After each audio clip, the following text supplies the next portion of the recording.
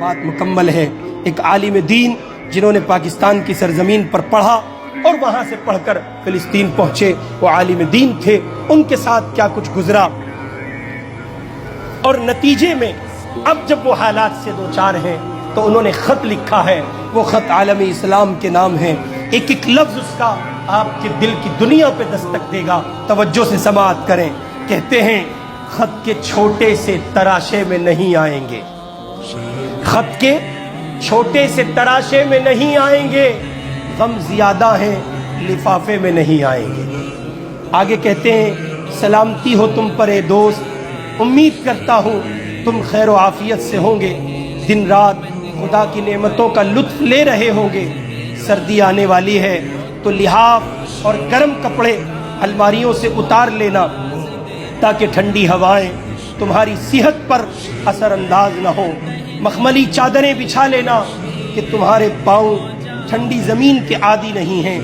آگے لکھتے ہیں تمہاری تسلی کے لیے لکھ رہا ہوں، ہم سب بخیر و عافیت ہیں، بس کل رات برابر والی عمارت پر میزائل آ گرا جس کی وجہ سے عمارت مسمار ہو گئی، ملبے تلے دفن لاشوں کو نکالنے کی کوششیں جاری ہیں، بارود کے کچھ ذرات آنکھ میں لگنے کی وجہ سے میری ماں کی آنکھوں کی بینائی جا چکی ہے۔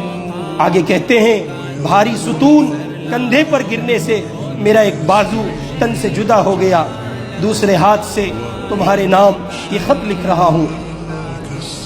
بابا پڑوسیوں کی خیر خبر لینے گئے ہیں، امید ہے کہ تھوڑی دیر میں ان کا لاشا صحیح سلامت گھر پہنچا دیا جائے گا، اور وہاں پرسوں ہی، اور ہاں آگے کہتے ہیں اور ہاں پرسوں ہی ایک چاند سے بچے نے میری بہن کے گھر جنم لیا، کل سے ہی میرے پہلو میں سویا ہوا ہے، سر کا اگلا حصہ کھلا ہوا ہے جہاں اب کچھ خون جمع ہوا ہے، لیکن آنکھیں نہیں کھول رہا ہے۔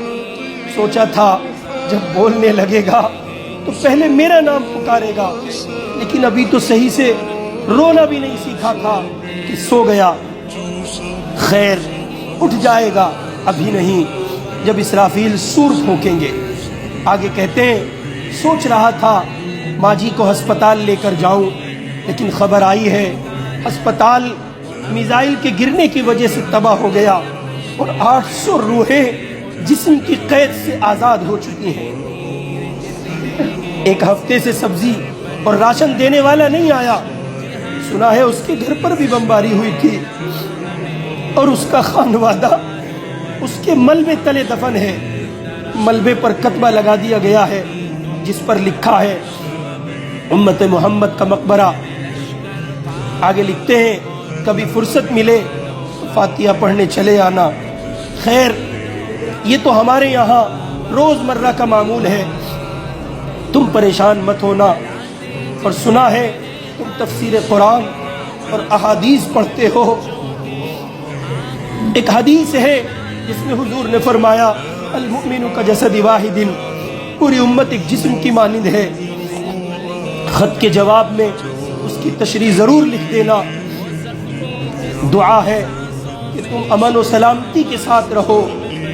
آگے لکھتے ہیں اچھا سنو، باہر ہیلی کاپٹر کی آوازیں آ رہی ہیں، شاید اب ہمارے گھر کی گرنے کی باری ہے، زندہ رہا تو تمہارے جواب کا منتظر رہوں گا، اور اگر مر گیا تو میدان حشر میں تم سے جواب مانگوں گا۔ اہل اسلام کو میرا بہت سارا پیار۔ خط من جانب آل غزہ، لاشوں کا شہر۔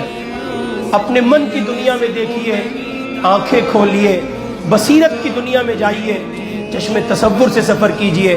یہ سب کچھ آپ کے گھر میں ہوا ہوتا تو آپ پر کیا بیتتی؟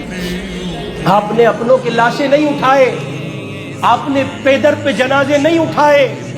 میں اپنے نوجوان دوستوں سے گزارش کروں گا، اگر اب بھی آپ کو برانڈیڈ چیزوں کا شوق ہے اور اس کا ہیضہ سوار ہے تو پہنو، میں انکار نہیں کر رہا ہوں، برانڈ پہنے آپ، لیکن وہ پہنے جو آپ کے مسلمان بھائیوں کے لاشوں کا سامان نہ بنے۔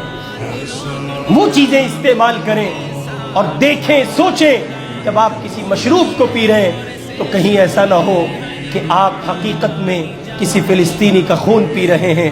اللہ رب العزت والجلال مجھے اور آپ کو ان معصوم فلسطینیوں کی حمایت، ان کی محبت، ان کی اعانت کے لیے قبول فرمائے اور ان کی پریشانیوں کا خاتمہ فرمائے۔ ان کے شہداء کو اللہ تعالیٰ قرب کے اعلیٰ درجات نصیب فرمائے اور ان کے زخمیوں کو، بیماروں کو اللہ پاک کامل شفا نصیب فرمائے۔ وآخر دعوانا